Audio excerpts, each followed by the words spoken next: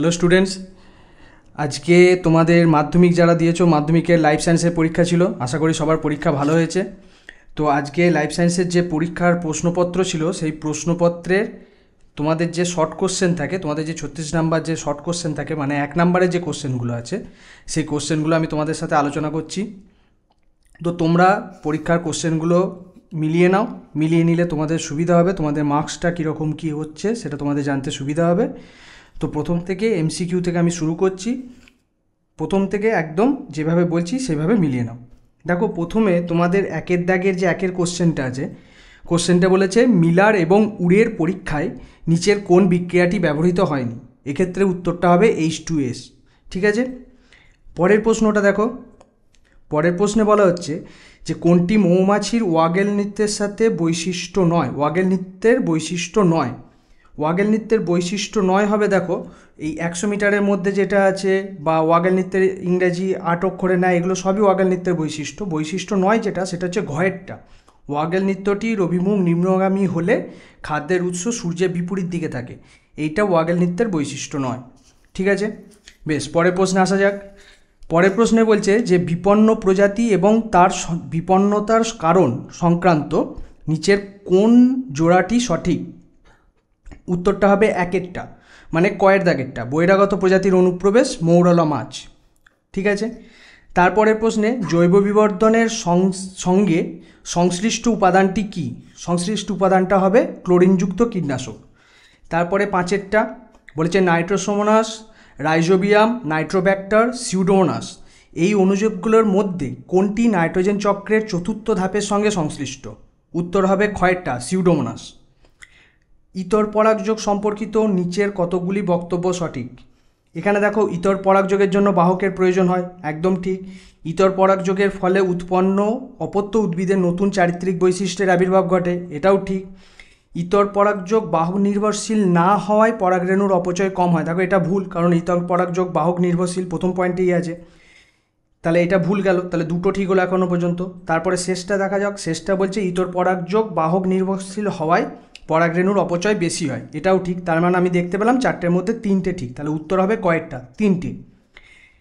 কোনো এক দম্পতি পরপর 3টি সন্তান যদি পুত্র হয় তবে চতুর্থ সন্তানটি কন্যা হওয়ার সম্ভাবনা কত শতাংশ। উত্তরটা হবে 50%। ঠিক আছে, যতই পুত্র হোক যাই হোক, চতুর্থ সন্তান কন্যা হওয়ার সম্ভাবনা সবসময় 50%ই হবে। এরপরে দেখো, পরের প্রশ্নে বলেছে capital Y small Y, capital R ও capital Y capital R small R এই জিনোটাইপযুক্ত উদ্ভিদ থেকে প্রাপ্ত গ্যামেটের প্রকারভেদের অনুপাত নির্ধারণ করো। খুব ভালো করে দেখো, capital Y small Y, capital R এই দুটো থেকে কি পাবো, এইটা থেকে আমি দু ধরনের জিনোটাইপ পাবো, একটা ক্যাপিটাল ওয়াই ক্যাপিটাল আর, একটা ক্যাপিটাল ওয়াই স্মল আর। আর তারপরেরটা যেটা আছে capital Y capital R small R, এখান থেকে আমি কটা পাবো, এখান থেকেও আমি দুটো পাবো, একটা হচ্ছে ক্যাপিটাল ওয়াই ক্যাপিটাল আর একটা হচ্ছে ক্যাপিটাল ওয়াই স্মল আর। অতএব 2:2, প্রথমটা থেকেও দুটো পাচ্ছি, পরেরটা থেকেও দুটো পাচ্ছি, অতএব অনুপাত কত হবে 2:2, মানে গয়েরটা। বেশ, পরের প্রশ্নে আসা যাক। পরের প্রশ্নে বলছে নিচের কোন ক্রসটিতে F1 জনুতে লম্বা এবং বেঁটে বৈশিষ্ট্যের অনুপাতটি 1:1 হবে। কোনটা হবে, তোমার শঙ্কর জীবের সঙ্গে যখন প্রচ্ছন্নের করাবে, জনুতে লম্বা এবং বেটে, তাহলে ক্যাপিটাল টি স্মলটির সঙ্গে স্মল টি এইটা। প্রদত্ত কোন জোড়াটি সমসমস্ত অঙ্গ নয়। প্রদত্ত কোন জোড়াটি সমসমস্ত অঙ্গ নয়। সমসমস্ত অঙ্গ মানে আমরা কি জানি, যারা উৎপত্তিগতভাবে এক কিন্তু কার্যগতভাবে আলাদা, তাই তো। তাহলে দেখো, মানুষের হাত, ঘোড়ার অগ্রপদ আমরা জানি এরা উৎপত্তিগতভাবে এক, পাখির ডানা, তিমি, ফ্লিপার এরা উৎপত্তিগতভাবে এক, পাখির ডানা, পতঙ্গের ডানা, এইটা হচ্ছে সমবৃত্তীয় অঙ্গ। তো এখানে বলেছে সমসমস্ত অঙ্গ নয়, তার মানে পাখির ডানা এবং পতঙ্গের ডানা গয়েরটা, এটা হবে উত্তর। 11 প্রশ্নটা বলছে নিচের কোনটি সঠিক প্রতিবর্ত পথের ক্রম। এটা দেখো, গয়েরটা হবে গ্রাহক, তারপরে অন্তর্বাহী স্নায়ু, তারপর সেখান থেকে স্নায়ুকেন্দ্র, সেখান থেকে বহির্বাহী স্নায়ু, তারপরে হচ্ছে কারক, গয়েরটা হবে উত্তর। এরপরে নিচের কোন বাক্যটি সঠিক নয়। বাক্যটি সঠিক নয় যেটা আছে, দেখো এটা ঘয়েরটা হবে অ্যাড্রিনালিন হার্ট উৎপাত হ্রাস করে। আমরা সবাই জানি যে অ্যাড্রিনালিন হচ্ছে আপদকালীন হরমোন, এটা হার্ট উৎপাতকে বাড়ায়, কিন্তু এখানে দেওয়া আছে হ্রাস করে, অতএব এইটা সঠিক নয়। অ্যাড্রিনালিন হার্ট উৎপাত হ্রাস করে, এটা হচ্ছে ভুল। পরেরটা চোখের প্রতিসারক মাধ্যমগুলি হলো, চোখের প্রতিসারক মাধ্যম আমরা জানি যে এই যে cornea, aqueous humour, lens, vitreous humour, একদম বাইরে থেকে ভেতরের দিকে cornea, aqueous humour, lens, vitreous humour, এইটা হবে উত্তর। চোখের প্রতিসারক মাধ্যমগুলো হচ্ছে এইটা। পরের প্রশ্নে আসা যাক। পরের প্রশ্নে দেখো 14 দাগের প্রশ্নটা কি বলেছে, যে উদ্ভিদে মাইটোসিস এবং প্রাণীকোষের মাইটোসিস সংক্রান্ত পার্থক্যগুলি বিবেচনা করো এবং কোনগুলি সঠিক তা বেছে নাও। এখানে 4টে করে পার্থক্য দেওয়া আছে, তার মধ্যে কোনগুলো সঠিক আমাকে বাছতে হবে। দেখো প্রথমটা বলছে সেন্ট্রিওল থেকে বেমতন্তু গঠিত হয় উদ্ভিদ কোষে, প্রাণীকোষের অনুনালিকা থেকে বেমতন্তু গঠিত হয়, এটা ঠিক নয়। দ্বিতীয়টা কোষপাত গঠনের মাধ্যমে সাইটোকাইনেসিস সম্পন্ন হয়, প্রাণীকোষে ক্লিভেজ বা ফ্যারোয়িংয়ের মাধ্যমে সাইটোকাইনেসিস সম্পন্ন হয়, এটা ঠিক হবে, তার মানে 2এরটা ঠিক হলো। আচ্ছা, উৎপন্ন অপত্য কোষগুলি পাশাপাশি যুক্ত থাকে, আর প্রাণীকোষে উৎপন্ন অপত্য কোষগুলি পরস্পর থেকে পৃথক হয়, এটাও ঠিক আছে। আর কোষের পরিধির থেকে কেন্দ্রের দিকে সাইটোকাইনেসিস ঘটে, এটা কোষের কেন্দ্র থেকে পরিধির দিকে সাইটোকাইনেসিস ঘটে, তাহলে এটা ভুল আছে। তাহলে আমি পেলাম 2টো ঠিক, 2এরটা 3এরটা। তাহলে অপশান কোনটা হবে? অপশান হবে ক্ষয়েরটা, 2 এবং 3 হয়েছে। এবার বলেছে ডিএনএতে নাইট্রোজেনযুক্ত ক্ষারক যুগ্ম গঠনের বিন্যাসের ক্ষেত্রে কোনটি সঠিক? নাইট্রোজেনযুক্ত ক্ষারক যুগ্ম গঠনের বিন্যাস, ক্ষারক যুগ্ম গঠনের বিন্যাস দেখো আমরা জানি এই জি এর সঙ্গে সি এর ট্রিপল বন্ড হয়, এর সঙ্গে টি এর ডবল বন্ড হয়, জি এর সঙ্গে সি এর ট্রিপল বন্ড হয়, তাহলে কোনটা ঠিক হবে? ঘয়েরটা, জি এর সঙ্গে সি এর যেটা ট্রিপল বন্ড আছে। বেশ, তারপরে একটা শব্দের সাহায্যে একটি বাক্যে উত্তর দাও, একটি শব্দে বা একটি বাক্যে উত্তর দাও। তার মানে এখানে শর্ট প্রশ্ন, 1 নম্বরের কোশ্চেনগুলো দেখো। বৈসাদৃশ্যটা বেছে নিতে বলেছে, হাইপোথ্যালামাস, পন্স, মেডাল অবলঙ্গটা, সেরিবেলাম। আমরা জানি যে হাইপোথ্যালামাস হচ্ছে আমাদের অগ্রমস্তিষ্কের অংশ, আর পন্স, মেডালা অবলঙ্গটা আর সেরিবেলাম এগুলো হচ্ছে পশ্চাৎ মস্তিষ্কের অংশ। তার মানে বৈসাদৃশ্য কোনটা হচ্ছে? হাইপোথ্যালামাস, কারণ এরা 3জন পশ্চাৎ মস্তিষ্ক আর হাইপোথ্যালামাসটা হচ্ছে অগ্রমস্তিষ্ক, তাহলে হাইপোথ্যালামাস হবে উত্তর। পরেরটা হচ্ছে সোয়ান কোষের কাজ। দেখো সোয়ান কোষের কাজ হচ্ছে আমাদের, সোয়ান কোষ কোথায় থাকে? আমাদের যে নার্ভ সেল আছে সেই নার্ভ সেলে মায়েলিন সিদ এবং নিউরোলেমার মাঝখানে থাকে। এই সোয়ান কোষের কাজ হচ্ছে মায়েলিন নামক একটা উপাদান ক্ষরণ করে মায়েলিন সিদ গঠনে সাহায্য করে। তাহলে কাজটা কি লিখবে? যে মায়েলিন নামক উপাদান ক্ষরণের মাধ্যমে মায়েলিন সিদ গঠন হলো। বেশ, 3 নম্বরের পরের প্রশ্নটা, পরের প্রশ্নে বলছে যে শব্দজোড়ার মধ্যে সম্পর্ক বুঝে নিয়ে দ্বিতীয় শব্দজোড়াটা শূন্যস্থানটা পূরণ করতে হবে। দেখো এখানে খণ্ডীভবন, স্পাইরোগাইরা, খণ্ডীভবনের সঙ্গে স্পাইরোগাইরা সম্পর্কযুক্ত হলে কোরকোদ্গমের সঙ্গে কী হবে? কোরকোদ্গমের সঙ্গে ইস্ট হবে, হাইড্রা হবে। ইস্ট, হাইড্রা, যে যেটা লিখেছো সেটাই সঠিক উত্তর হবে, কোনো অসুবিধা নেই, ইস্টও হবে হাইড্রাও হবে। বেশ, এরপরে যে তোমার জিনোটাইপগুলো দেওয়া আছে, এই জিনোটাইপগুলোর মধ্যে ফিনোটাইপগত ফলাফলের নিরীক্ষে কোনটি সম্পূর্ণভাবে ভিন্ন? দেখো ভালো করে দেখো, ক্যাপিটাল ওয়াই, ক্যাপিটাল আর মানে কি? এটা হচ্ছে তুমি যদি মটর গাছের বীজের ক্ষেত্রেই ধরো, তার মানে কি এটা আর দিয়ে কি করা হয়? রাউন্ডকে বোঝানো হতো। আর ক্যাপিটাল ওয়াই দিয়ে কি বোঝানো হতো? হলুদ বর্ণকে বোঝানো হতো, তাহলে এটা হলুদ গোল। আচ্ছা, স্মল ওয়াই ক্যাপিটাল আর মানে এটা থেকে আমি কি পাবো? সবুজ গোল। আচ্ছা, তারপরেরটা থেকেও আমি পাবো হলুদ গোল, তারপরেরটাতেও পাবো হলুদ গোল। তার মানে ফিনোটাইপ যুক্ত কোনটা আসছে? এই প্রথমটা, 3 নম্বরটা, 4 নম্বরটা, 3টি আমরা পাচ্ছি কি? হলুদ গোল।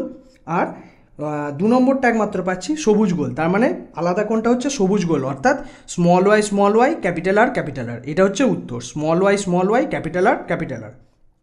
বেশ, এরপরে বর্ণান্ধতার জিন বহনকারী মাতার জিনোটাইপ কি হতে পারে? দেখো বর্ণান্ধতার জিন বহনকারী বলেছে, এক্ষেত্রে বাহক মাতাটা লেখাটাই ঠিক, তবে কেউ যদি আক্রান্ত মাতার জিনোটাইপটা লেখো সেক্ষেত্রেও আশা করছি নাম্বার কাটবে না। এবার বাহক মাতার ক্ষেত্রে দেখো আমরা যেমন একটা যদি ধরে নিই যে নর্মাল, আমরা তো জানি যে বর্ণান্ধতার জিনটা হচ্ছে এক্স ক্রোমোজোম বাহিত, অতএব এটাকে এক্স ক্রোমোজোম দিয়েই ডিনোট করা হয়। তো এক্সটা যেটা বর্ণান্ধতার জিন বহনকারী তাকে আমি এক্স সি লিখছি, এবং যেটা নর্মাল তাকে আমরা এক্স লিখলাম। তাহলে এটা যদি বাহক হয়, বাহক কি আমরা কি জানি? বর্ণান্ধতা হচ্ছে এক্স ক্রোমোজোম বাহিত প্রচ্ছন্ন জিন। তার মানে যদি দুটো এক্স ক্রোমোজোমের মধ্যে একটা এক্স ক্রোমোজোমে থাকে তাহলে প্রকট জিন দ্বারা প্রচ্ছন্নতা বাধাপ্রাপ্ত হয়, অর্থাৎ সেটা বাহক হিসাবে থাকে কিন্তু প্রকাশ পায় না। এখানে ওটাই বলেছে যে বর্ণান্ধতা জিন বহনকারী মাতা। তো এক্ষেত্রে এক্স মানে এক্স সিটা হচ্ছে বর্ণান্ধতা জিনযুক্ত ক্রোমোজোম, আর এক্সটা হচ্ছে নর্মাল ক্রোমোজোম, অতএব এটা বাহক। তবে আমি আর একটাও বলে রাখছি, যদি কেউ এক্স সি করে, মানে কেউ দুটোই যদি বর্ণান্ধতার ক্রোমোজোমযুক্ত জিন করে অর্থাৎ আক্রান্ত মাতা করে দেয়, তাহলে সেক্ষেত্রেও কিন্তু আক্রান্ত মাতা মানেও সে তো জিনটা বহন করছে, তবেই সে আক্রান্ত। সেক্ষেত্রে সেই উত্তরটাও আশা করছি সঠিক হবে বা সঠিক দেবে। অতএব এই দুটোর মধ্যে যেটা লিখবে সেটাই সঠিক হবে।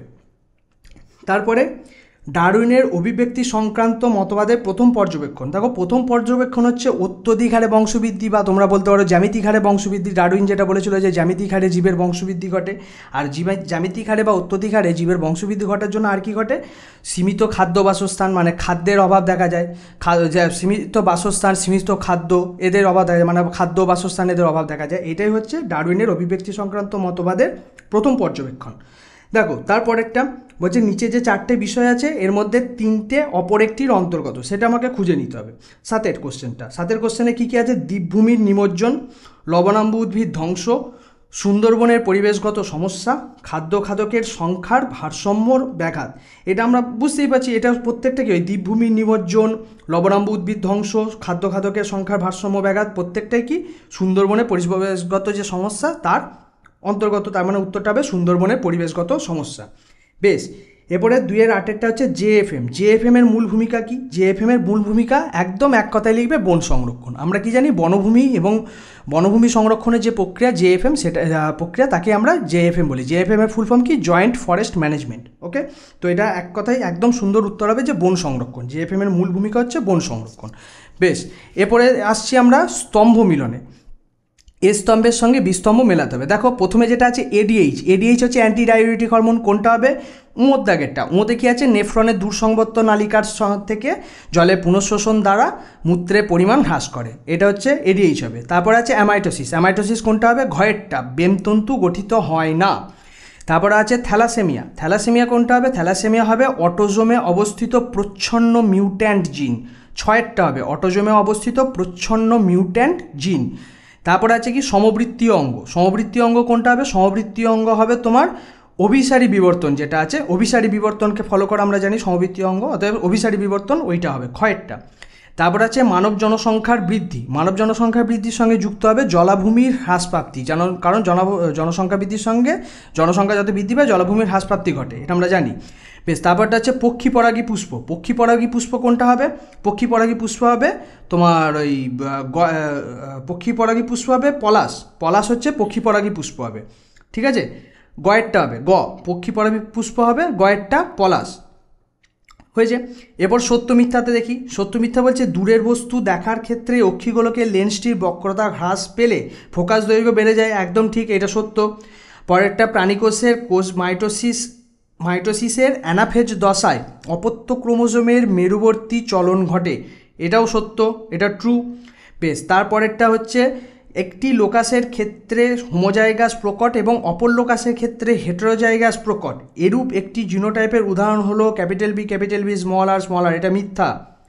তারপরে ইকুয়াসের অগ্রপদে 4টি এবং পশ্চাৎপদের 3টি আঙ্গুল উপস্থিত ছিল, এটাও মিথ্যা। তারপর হচ্ছে রেড পান্ডা সংরক্ষণের একটি প্রচেষ্টা হলো ক্যাপটিভ ব্লিডিং, এটা ঠিক, একদম ঠিক এটা। তারপর এটা হচ্ছে বিপাক্রিয়ায় সাহায্যকারী থাইরক্সিন ব্যতীত অপর হরমোনটি হলো ইনসুলিন, এটাও ঠিক। তাহলে আমি দেখলাম যে ট্রু ফলসের মধ্যে প্রথম দুটো ঠিক, তারপরের দুটো ভুল, তারপরের দুটো ঠিক, ঠিক আছে। এরপর আসছি শূন্যস্থান পূরণে বলেছে যে মানবদেহে মোট ড্যাশ জোড়া করটীয় স্নায়ু ও সুষুম্না স্নায়ু বর্তমান। দেখো, এটা তোমরা দুভাবে উত্তর লিখতে পারো। এক হচ্ছে আমরা জানি যে মানবদেহে করটীয় স্নায়ুর সংখ্যা 12 জোড়া এবং সুষুম্না স্নায়ুর সংখ্যা 31 জোড়া, তো 12 জোড়া এবং 31 জোড়া এই দুটোকে যোগ করে তোমরা 43 জোড়া লিখতে পারো, অথবা কেউ 12,31 লিখতে পারো, দুটোতেই আশা করছি নাম্বার দেওয়া যাবে বা দেবে। 12টা কিন্তু 12টাকে প্রথমে লিখতে হবে, কারণ 12টা হচ্ছে করটীয় স্নায়ু, অতএব 12টা প্রথমে, তারপরে কমা দিয়ে 31 সুষুম্না স্নায়ু, এইভাবেও লিখতে পারো, বা দুটোকে যোগ করে 43ও লিখতে পারো। বেশ, তারপরে এরপরের যেটা আছে বলেছে ড্যাশ বিশেষ মেরুত্বযুক্ত হওয়ায় ক্রোমোজোমের প্রান্তদ্বয়কে ক্ষয়ের হাত থেকে রক্ষা করে, এটা হবে টেলোমিয়ার। ওকে, তারপরে কালো বর্ণ এবং অমসৃণ লোমযুক্ত গিনিপিগের জিনোটাইপ হলো বি স্মল আর, এই ক্যাপিটাল আর হবে। কালো বর্ণ বলেছে, কালো বর্ণকে আমরা ব্ল্যাক দিয়ে ডিনোট করি, ক্যাপিটাল বি, আর অমসৃণ যেহেতু সেটাকে রাফ, ওই জন্য ক্যাপিটাল আরকে ইউজ করি। তাহলে এক্ষেত্রে কী হবে? কালো বর্ণ এবং অমসৃণ বলেছে, মানে একবারে যদি আমি প্রকট মানে বিশুদ্ধ ধরি তাহলে ক্যাপিটাল বি ক্যাপিটাল আর এটা হবে। আরও একটা হবে, সেটা হচ্ছে ক্যাপিটাল বি স্মল আর, এটাও হবে, ঠিক আছে। তারপর একটা বলেছে ব্যক্তিজনী ড্যাশকে পুনরাবৃত্তি করে, জাতিজনীকে, একদম তোমাদের ভ্রূণতত্ত্বে আছে, ব্যক্তিজনী জাতিজনীকে পুনরাবৃত্তি করে। তারপরে প্রাণীর ড্যাশ শ্বাস প্রশ্বাসের মাধ্যমে শ্বসনতন্ত্রে প্রবেশ করলে অ্যাজমার সৃষ্টি হয়। এটা কী হবে, প্রাণীর লোম, আমাদের নাকের যে লোম আছে সেই লোম যদি না শ্বাস প্রশ্বাসের মাধ্যমে আমাদের শ্বসনতন্ত্রে প্রবেশ করে তাহলে অ্যাজমা বা হাঁপানি যেটা হয় সেটা সৃষ্টি হতে পারে। আচ্ছা, চোরা শিকারের অর্থনৈতিক উদ্দেশ্য। দেখো, চোরা শিকারের অর্থনৈতিক উদ্দেশ্য হচ্ছে, আমরা কি জানি, প্রাণীর তারপরে শূন্যস্থান দেওয়া আছে, ড্যাশ দেওয়া আছে, তাহলে প্রাণীর আমরা জানি শিং, চামড়া ইত্যাদি। তো তোমরা যদি কেউ শিং লেখো, চামড়া লেখো, দাঁত লেখো, যেমন হাতির দাঁত, হরিণের শিং, হরিণের চামড়া, বাঘের চামড়া ইত্যাদি আমরা সব চোরা শিকারের জন্য ব্যবহার হতে দেখি, চোরা শিকারের উদ্দেশ্য হিসেবে, অর্থনৈতিক উদ্দেশ্য, কারণ এগুলো অত্যন্ত দামে বিক্রি হয়। তো তোমরা এইগুলোও লিখতে পারো, নাম্বার আশা করছি দেবে।